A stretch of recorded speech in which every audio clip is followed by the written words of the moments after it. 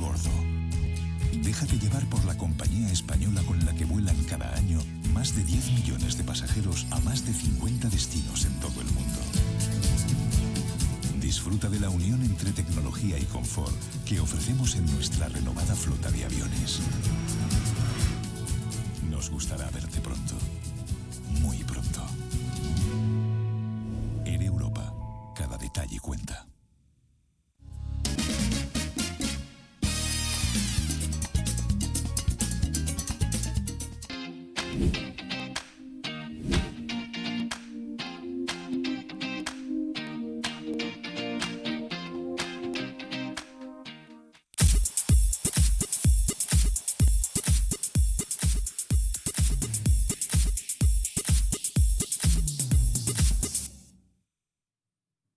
Hey, saludos para todos. Esto es Ser Sostenible. Yo soy Nino. Gracias mil por estar con nosotros en esta tarde. Cuando hablamos de desarrollo sostenible, lo he dicho muchas veces, hay una dinámica de 3 dimensiones que está involucrada. Una dimensión económica, una dimensión social y una dimensión ambiental. Por lo regular, se suele hacer un énfasis en la dimensión ambiental en el entendido de que todos y cada uno de los recursos que nosotros utilizamos para vivir los proporciona el planeta. Cuando hablamos de esa dimensión ambiental, hay una dinámica que implica la flora y la fauna, ¿no? La biodiversidad en sentido general. Es muy importante porque no solamente se trata del equilibrio de los ecosistemas, sino que también, hablándolo claramente, qué cosas come el ser humano. Come animales, come plantas. Es importante para la vida del ser humano que pueda haber un equilibrio en la biodiversidad. Recientemente en nuestro país hemos visto que ha habido una sequía que a su vez se ha traducido de alguna forma en incendios forestales. Para hablar sobre eso y ver cómo podemos nosotros como seres humanos, como individuos, gestionar la biodiversidad de la mejor manera, he traído aquí un científico que ha venido a darnos una cátedra. Él es Johanan Núñez, que está aquí a mi lado. Es biólogo de profesión, ¿no? ¿Cierto? Bienvenido, Johanan. Muchas gracias por recibirme. Gracias a ti por aceptar la invitación. Y le decía yo al público que la importancia, ¿no?, que implica la biodiversidad. Cuando hablamos de biodiversidad, estamos hablando de animales y plantas en sentido general, o tú me corriges. Implica tanto animales, plantas, bacterias, hongos. Hay cosas que no son ni animal ni planta que también tienen un rol muy importante que cumplir en el medio ambiente. ¿Las bacterias no son animales? No, pero sí son seres vivos. Y por ejemplo, muchas bacterias ayudan a regular la cantidad de oxígeno que nosotros respiramos. ¿Qué? La gente piensa que la mayoría del oxígeno que nosotros respiramos viene de los árboles. De los árboles. Pero no es así. Hay un tipo de bacteria que se llaman cianobacterias, que son las que generan en el océano suficiente oxígeno para que todos los seres ya vertebrados como nosotros podamos respirar. Entonces nosotros estamos preocupados por los árboles porque sabemos que proporcionan oxígeno, pero nadie piensa en las bacterias. Bueno, no es algo que se haga mucho énfasis desde el punto de vista del currículum, no. Nadie habla de eso, de la importancia de las bacterias. Nosotros tenemos aquí que sentar un precedente y darle la importancia que tienen a las bacterias, ¿cierto? Sí. Y hay, por ejemplo, muchas algas también que son microscópicas, que cuando se salen de control tenemos problemas en nuestro manejo de costa, como el caso del sargazo. Nadie piensa en eso hasta que eso es un problema. Hasta que se convierte en un problema. Exactamente. Entonces, tú como experto de la biodiversidad, ¿cuáles son los problemas más relevantes que tú identificas, así a grosso modo, en el marco de lo que es el desequilibrio que pudiera haber aquí en la República Dominicana? Bueno, nosotros tenemos pérdida de las cuencas altas de todos los parques nacionales de República Dominicana. ¿Qué son las cuencas altas? Las cuencas altas son básicamente, en términos generales, como donde se forman los ríos y arroyos. Okay. Entonces, si nosotros, por ejemplo, hacemos agricultura en lugares que está prohibida, como pasa en la mayoría de los parques nacionales, que donde debería de haber arbustos que ayuden a colectar agua, hay siembra de aguacate, entonces toda esa agua que debería juntarse ahí es secuestrada por ese cultivo y no llega hacia cuenca abajo, donde entonces los agricultores que están más abajo no la pueden utilizar. Eso nosotros lo vemos, por ejemplo, mucho en la falda sur del Parque Nacional Valle Nuevo, que eso es un fenómeno que se llama secuestro de agua. Secuestro de Sí, agua. entonces pasa también en Sierra de Bauruco, en un lugar que se llama Los Arroyos, pasa mucho en los Haitises. Entonces, la mayoría de nuestros parques nacionales están lamentablemente siendo agobiados por la agricultura ilegal. Y ahí radica la importancia también de que nuestras autoridades tomen cartas en ese asunto, ¿cierto? Sí. O sea, es un llamado, o están llamadas las autoridades, el gobierno, el Estado, a evitar que ese tipo de cosas ocurra. Eso sí. O sea, hay una ley ambiental, ¿cierto? La ley 202-04 es la ley general de áreas protegidas, la ley sectorial de áreas protegidas, y es la que establece el marco para que se supone que se alojen fondos para proteger esas áreas.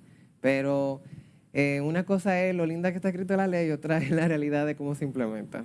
Lamentablemente siendo el caso. Y ese es el peor de los desafíos que tú identificas aquí en la Es RD. uno de los más vitales para nuestra supervivencia como sociedad, porque si no tenemos agua, pues lamentablemente los seres humanos requerimos agua para la agricultura, para nosotros comer, para nosotros bañarnos, para existir. Para sobrevivir, Necesitamos agua. Entonces, para mí, ese es el número uno. Luego de ahí, si yo pudiera hacer una lista hacia el número 2, diría el tema de cómo manejamos nuestros residuos sólidos. Nosotros en República Dominicana tenemos mucho problema con la contaminación, sobre todo plástica, todo lo que es desechable. Nos han puesto un modelo económico en República Dominicana que no valora los residuos y por tanto terminan en todos los lugares menos donde deben de terminar. Cuando tú dices que no valoramos los residuos, ¿a qué tú te refieres? Que por ejemplo, nosotros pensamos que usamos un vaso o usamos un envase de Tetra Pak, por decir un material. En otros países se incentiva a que la persona, después de que lo utiliza, se le da algún beneficio por llevarlo a un centro de acopio, por ejemplo. Yo duré un tiempo viviendo en Taiwán y allá todo el mundo, cada vez que uno está bebiendo una botellita de agua, te miran como, ¿la va a botar o no la va a botar? A ver qué va a hacer con ella. Y ellos en Taiwán le dan a las personas el peso de las fundas plásticas de colecta que ellos tienen. Entonces, digamos que tú llevas 1 kilo de plástico. Ese kilo te dan un token y con eso tú tienes tu lavandería paga. Entonces, hay beneficios que la gente puede recibir si vemos valor en el hecho de recopilar los residuos y llevarlos al lugar correcto. El tema es que como sociedad ahora mismo no es nuestra prioridad. Eso es en cuanto a, digamos, porque el manejo de los residuos sólidos sí es un caso que es harto conocido, pero cuando hablamos, por ejemplo, del manejo o la gestión de la biodiversidad, ¿qué tipo de desafíos o de problemas tú identificas que nosotros pudiéramos de alguna forma resolver a través de alguna gestión individual? Claro. Vamos a hablar primero un poquito a nivel sistémico y luego a nivel de lo que nosotros podemos hacer individual como persona. La gestión de la biodiversidad nos permite entender el valor a largo plazo de la utilización de un recurso versus el valor a corto plazo. A corto plazo vemos, por ejemplo, en un parque nacional muchos pinos y decimos, bueno, eso no se le está sacando provecho, vamos a sembrar ahí. Diría el agricultor que está en el campo y que tiene una necesidad material de que tiene que comer. Sí. Eso se puede entender. Ahora, vamos a dejar que acaben con ese recurso para que esa persona haga X cantidad de ganancias a corto plazo, o vemos el servicio a nivel ecosistémico que nos provee ese ecosistema, valga la redundancia. Que por cierto, disculpa que te interrumpa, la mayoría de los individuos desaprensivos que hacen agricultura en esas áreas protegidas no son campesinos que están en necesidad. No, son grandes empresarios. Son grandes terratenientes. Tumpotes, como dicen. Y tienen mucho peso político. Entonces, por eso vemos muchos casos que pasan algunos desastres y nadie va preso porque están aliados al poder en muchos casos. Están conectados. Exactamente. Entonces, hay algo que se llaman los servicios ecosistémicos. ¿Cuántos millones de pesos en agua nosotros gastaríamos si nosotros decimamos ciertas partes de bosque que nos proveen de esa agua? O sea, hace un análisis de costo-beneficio. ¿Qué conviene? Que yo mantenga esa área protegida bien protegida, valga la redundancia, porque entonces lo que voy a dejar de ganar a largo plazo, si yo hago un beneficio a corto plazo, es menor.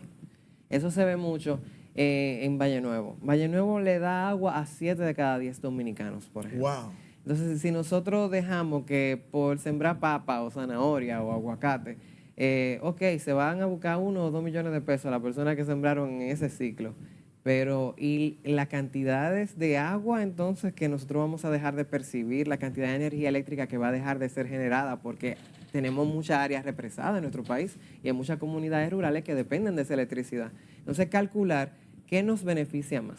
Y yo abogo porque se proteja y se gestione esa biodiversidad de manera que nos beneficie a largo plazo.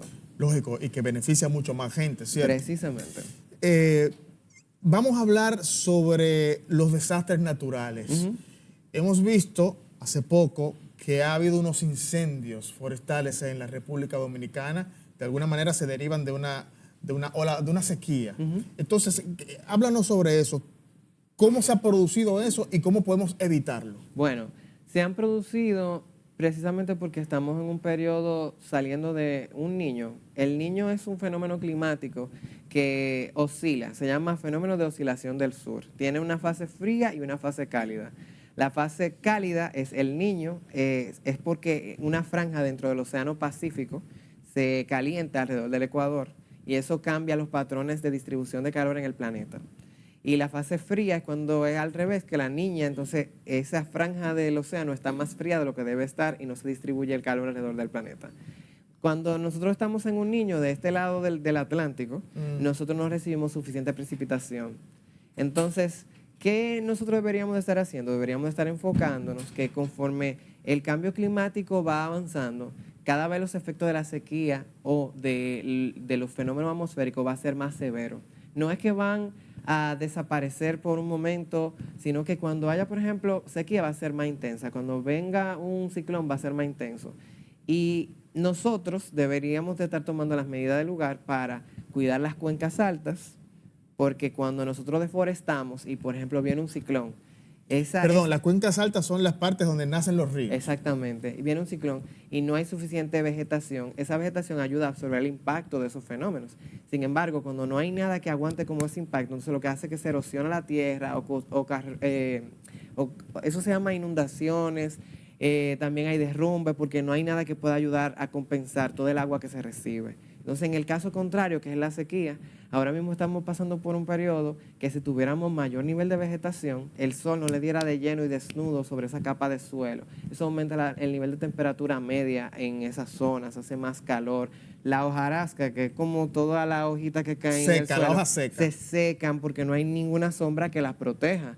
Y si esa humedad a nivel del suelo se pierde, es más fácil que cualquier chispita haga que ocurra un incendio. Entonces una cosa está ligada a la otra. Si nosotros no protegemos nuestros bosques, nuestras áreas protegidas, entonces vamos a ver reflejado un mayor nivel de incidentes en el caso de incendios forestales, en el caso de pérdida de estas pequeñas cuencas de arroyo que alimentan entonces a ríos mayores y el nivel de todos esos ríos va a ir bajando.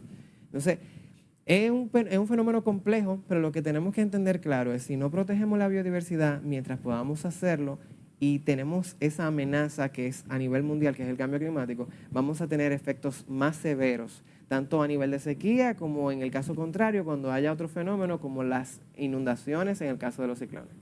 Bueno, pues ahí está, el mensaje está mucho más que claro. Ya lamentablemente hemos llegado al final del segmento. Le agradecemos infinitamente a Johannan Núñez por estar con nosotros. Vamos a darle tu conocida y reconocida cuenta de Instagram, porque la verdad es que Johannan es una celebridad nacional por los consejos atinados que da a través de sus redes sociales. ¿Cuál es tu Me usuario? pueden encontrar en Instagram como Johan Nature. Johan Eso es Nature. Y y una sola N, por favor. Vamos a decirlo un poco más platanado. Johannature, ¿cierto? Johannature se escribe en español, exacto. Johannature. Bueno, sí, porque tú sabes que... Claro. Así que ustedes, gracias de nuevo a Johannan por estar con nosotros y a ustedes, gracias también por la gentileza de su atención. Estaremos juntos de nuevo la próxima semana en otra entrega de este Ser Sostenible. Adiós.